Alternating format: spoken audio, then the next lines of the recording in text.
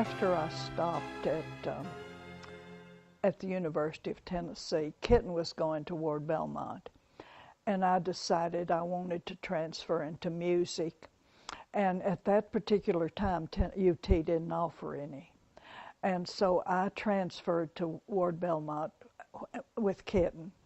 And we went down there that year, and I had a decent voice teacher. And it was all, and I got to do a lot of stuff. I got to be Becky Thatcher in the 8th grade play, and I got to be Bo Peep in the 4th grade play. Mother made the costumes, and the shepherd's hook. Bless her heart, she was so good at stuff like that, like Kitten. And but then when at Ward Belmont, I got to be not the lead, but the backup for the lead in the Pirates of Penzance, and Gilbert and Sullivan, which was delightful. And I got to do a lot of stuff like that, and then I dated too. Elsie Brewer was a friend of Mother's, and they lived in Knoxville, and she'd check Kitten and I out of Ward Belmont. You had to have a chaperone when you went on dates at Ward Belmont, or a friend, and Elsie'd take us out, and bless her heart, and we had a good time. Principal of the school came over to see Mother and Daddy, and I don't know what Kitten was doing, but he said, we just didn't have any trouble with Chesterland. I don't know what's wrong with Jessie Ray. Anyway, I don't know what she was doing that was so terrible, but they decided to send her to Ward Belmont. And at the same time, I decided I didn't want to, UT was not for me. I wasn't doing good grades or anywhere near decent grades, and music appealed to me, so we both went there, and we dated, but I'd get her dates, and we were dating those gorgeous cadets. Yum. But but people were decent in those days. It was not like it is now. It wasn't whatever it is now. But when we went to the Casements, and I was going to tell you about, I don't know what Kitten was doing at York, but Mother and Daddy decided to put her in a girls' school. And so then I transferred there too, and we went there a year, and that was fine. And the voice teacher was adequate.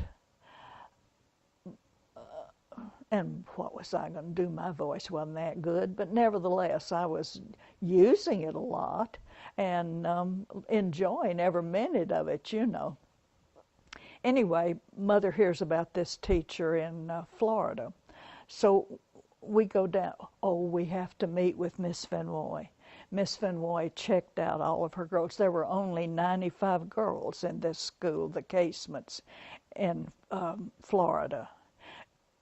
Before the war, it was a school that was half the year was in Washington, D.C., and half the year was in Ormond Beach. And after the war, it all moved down to Ormond Beach. It was located in Rockefeller's old winter home. It was absolutely fabulous. Miss Fennoy had bought the thing with the grand pianos and the oriental rugs on the floor. It was plush. It was absolutely magnificent. Miss Fennoy had traveled the world over. When we did the Maids on the Bamboo Screen from the Gilbert and Sullivan, she had the Japanese costumes, handmade costumes, hand embroidered. Mine was like a cobalt blue with all this brilliant embroidery all over it.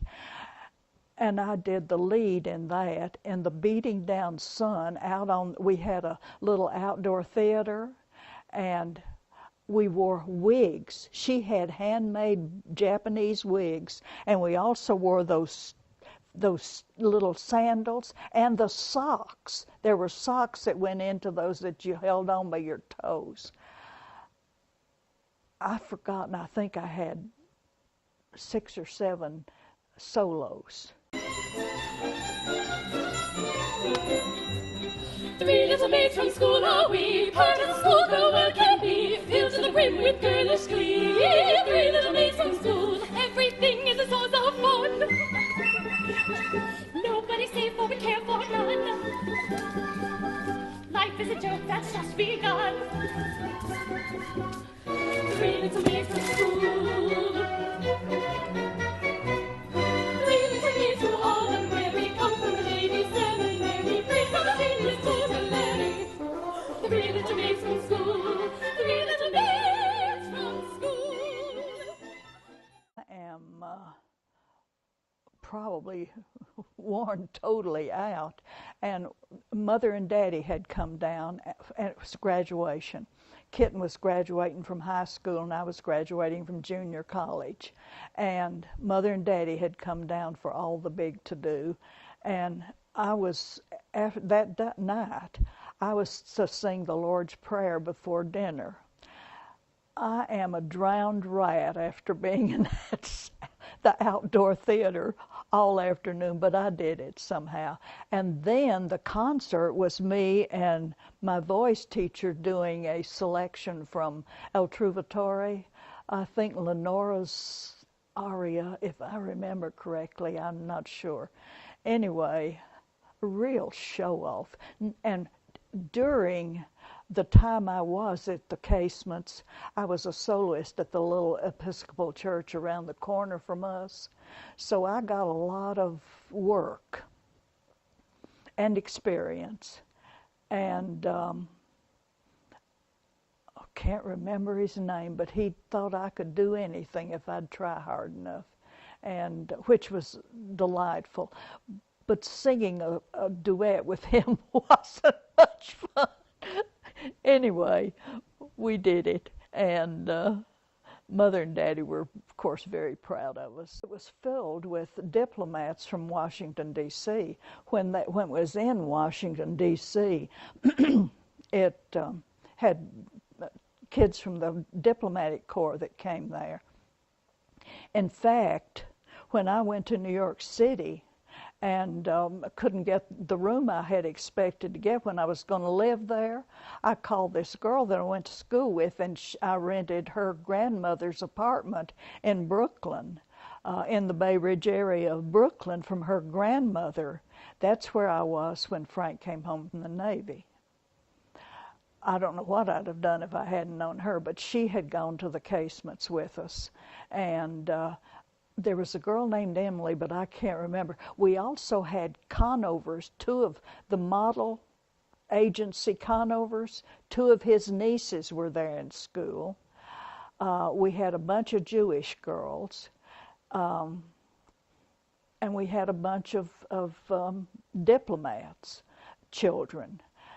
And it was only 95 of us. And we had Tatiana, who was from Cuba. And I dearly loved her. And we were such good friends with that hodgepodge. Kitten and I they thought we were Jewish, though, because we liked the Jewish girls. So I'll have to tell you about Kitten's first date. We've got dates with these cadets. Oh, the place was loaded with those sailors in the white officer uniforms, gorgeous guys. And we had dates with them. And we're going out, and I don't know what Kitten had, but she needed a pair of pearls, and hers were the wrong length or something. And this girl said, wait, I've got just exactly the right kind. She went and brought them. Kitten wore these pearls all night. When she handed them back to her, Kitten said, these are the most beautiful pearls I've ever seen. She said, they're worth about $4,000. They were the real deal. Kitten didn't know it. But anyway, that was fun. I've got a picture of her and her sister and Kitten and me at the Stork Club, where Kitten sang at her wedding at the Waldorf Astoria, and we met at the Stork Club for dinner or for lunch after sometime while they were there. And I've got that picture someplace. Just natural for Kitten to know what to put together and what to do look good. Of course, she had that model figure, the tall, skinny model. You know, that is a good start. And but still, they had a knowledge about style. And Mother did too. You know, you think of going to New York, to first to St. Louis and then to New York to buy for the store. And I don't know. I think it's inherent. Inherent. I don't think it's can always be achieved to some degree, perhaps. But and of course, they both would sew. Now, I can remember Mother making a coat, a broadcloth, a wool broadcloth black coat. She couldn't get the pockets in right. She went out to this professional seamstress in Jamestown, and it was a Vogue pattern, and they worked till they could set those pockets in. The coat was slim, and it had pockets that bowed out just a bit. I couldn't do that if I was still at it. But you know, look at Kitten's knitting. She took a sweater that I had totally ruined, took it all apart and sewed it up on the sewing machine and fixed it so it's wearable. It's not very good looking, but it's wearable. She just had a talent for that. Mother did too. Daddy and Frank had the most gosh-awful voices that ever was. I sat between them at church one Sunday, and mercy me, that was horrible. But I've told you about Daddy and Luther and I doing Amazing Grace. Mother, I wanted that pump organ for Mother. I kept complaining because when I'd go down, they'd want me to sing, and I had nothing to practice by. So I bought this pump organ, and I'm in playing on, and Daddy comes in with Luther. You remember old Luther? And said, Luther wants to know if you can play Amazing Grace. And I said, yes. I played it on that pump organ, and I said, I started singing it, and the two of them started singing with me. Joe, that was so priceless to me. It was probably the most gosh-awful thing you've ever heard in your life. But I cherish knowing that. I just love knowing that. But anyway, Mother could sing all right. Mother could even do alto. But not Daddy. Poor Daddy was, no. But old Daddy was something else. As I told you, I quit hearing from Frank. This was the summer before we left for the Casements.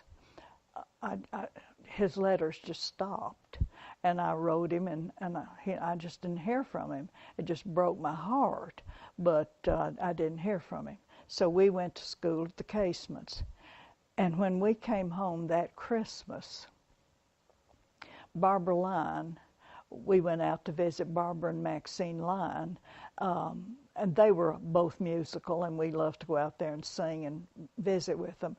And Barbara said, well, I'm glad you're hearing from Frank again. I said, she worked at the post office. I said, no, I'm not. I'm not hearing from him. I haven't heard from him in months. She said, I wondered if you were getting the letters. So I left her my address at the Casements. I got back there, and there was a letter from Frank. He was in the Navy, stationed in Pensacola. I lied and told Mother that I had been invited to these friends that lived up and to get permission to leave school, and went up and spent the weekend with Frank. And he was on his way then to the South Pacific. I never did confront Mother with that. I don't know if she knew or not, and I've often wondered what would have happened if Barbara hadn't worked at the post office or hadn't told me that or something. But I've always been thankful. one of the things I remember most vividly was when I was a senior in high school, the day after Pearl Harbor, which had been December the, 9th, or the Monday morning after that, they took all of us into the auditorium, and Sergeant York was there on the stage, and we were hooked up so we could hear President Roosevelt tell about December the 7th, a day that would live in infamy, that Pearl Harbor had been attacked. And of course it was a blow to everybody, but I remember senior boys standing up and ready to enlist right at that minute and go defend their country. And at that point, Sergeant was such a wonderful, great figure, not only a hero of World War I, but a good man who had given a lot to Fentress County and had done a lot for Fentress County, and how they turned to him when the war happened. And he set up or the state or whatever government agency set up a radio program that he did every Sunday night, and different ones of us would sing patriotic songs during the program. But the thing I remember is that our school was state-run, and it was in honor of Sargent, who had asked for two things after his being the hero of World War I. He'd asked for two things: a school for the children of Fentress County and a road. And later on, how I found out how the leaders in the county had fought for control of it. It was, I don't know enough about it that I ought to talk too much about it, but you can read and find out that the people there have always tried to get control of the school. The school was the only state-run high school in the state, and we always had superior teachers that were brought there. We were way ahead of all the other schools because of that. And I have been so thankful so many times, especially for an English teacher who was careful to get us out of that horrible grammar that we spoke. I can remember conjugating verbs forever, and I remember all my life I have been thankful to Miss Owen that I know not to say "I seen" and other egregious things that somebody has to get you out of. It's not only bad grammar, it's a bad habit. And she was so careful with that. We had chemistry teachers, home ec teachers, history teachers. Miss Owen also taught typing, and I took typing on that little Remington that made so much noise when you do it. And we learned to type in a rhythm. Did you know you're supposed to type in a rhythm? And she played, "Glow, little glowworm, glimmer, glimmer," and you typed to that, so you'd keep the rhythm. Isn't that interesting that I can remember that? But anyway, we were very blessed, and we had good classrooms, good everything. But I remember also reading that a lot of the upstanding, influential people in Jamestown fought tooth and nail to try to get the leadership, or at least the running it. I'm sure they didn't want to spend the money, but they wanted to run the thing, and they had a fight all their life. I have no idea why, but it's even evident in the well, Hoag's history is the one that I have, and even back then they were trying to take the away from him. I don't know. Anyway, it was an interesting time, and my father had a lot of respect for Sargent. Sargent was country, rough, not much of a businessman, I don't think. I don't know if that's true or if they used him. I'm not sure. But I always had a lot of respect and admiration, even veneration for him. I really did appreciate what he did for Fentress County.